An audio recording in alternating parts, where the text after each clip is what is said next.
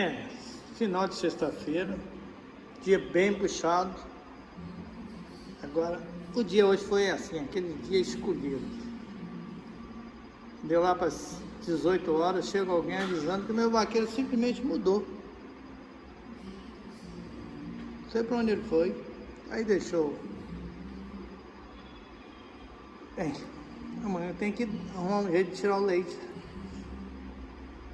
Falar nisso, se tiver um vaqueiro aí, que não suma, não abandone esses dias, que saiba tirar o leite, montar a cavalo.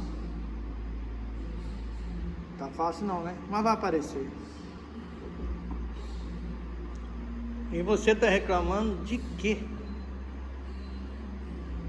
Você imagina seu vaqueiro também sair no final do dia, deixando tudo, abandonando tudo, deixando o seu bezerro lá, sem saber se vai amamentar ou não.